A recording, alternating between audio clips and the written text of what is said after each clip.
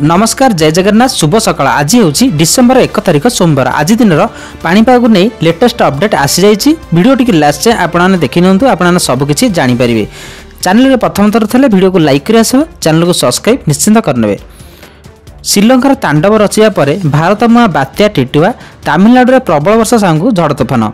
श्रीलंकार तांडव रचिया पर भारत मुआ बात्या टिटुआ तमिलनाडु में प्रबल वर्षा सांगू झड़ तोफान चली समस्त प्रकार उद्धार सहायता कार्य जारी रही।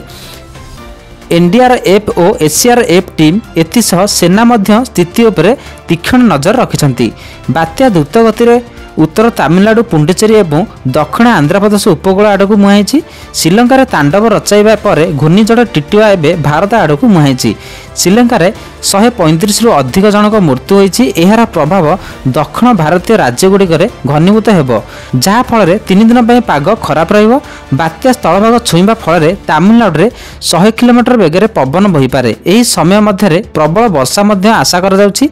तमिलनाडु व्यतीत केरल आंध्रप्रदेश और पुंडुचेरी रे उपकूलवर्ती अंचल में वर्षा और पवन आशंका रही। घूर्णिझड़ टिटुआ प्रभाव जो दक्षिण में प्रबल वर्षा उपकूल श्रीलंका और दक्षिण पश्चिम बंगर उपकूल श्रीलंका और दक्षिण पश्चिम बंगर उपर सृष्टि होता लघुचाप घूर्णिझड़ टिटुआ जो दक्षिण भारत प्रबल वर्षा जारी रही।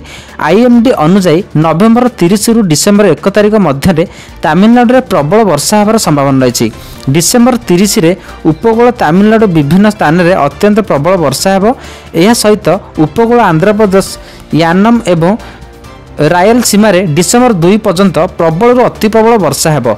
डिसेम्बर 1 रु तापमात्रा कमिबो। भारतीय पाणीपाग विभाग आईएमडी अनुसार डिसेम्बर 1 तारिख रु पुणी ठंडा बढ़ियो बोली आशा कर रही। तापमात्रा 7 डिग्री तलू खसीपारे। यही समय मध्य सर्वाधिक दिनर तापमात्रा 20 डिग्री तलू खसीपारे एवं सकाळे घन कुड़ी होईपारे। आईएमडी यह पूर्वानुमान करिछि जे आगामी 3 दिन मध्य उत्तर पश्चिम भारत में रातिर तापमात्रा 2-4 डिग्री ह्रास पाइपे। यह थिला आजिर पाणीपाग अपडेट। पाणीपागर लेटेस्ट अपडेट पाइबापी वीडियो को लाइक कर चैनल को सब्सक्राइब निश्चिंत करने, जहाँफल आगू को आपने यही टाइप वीडियो देखिपारे।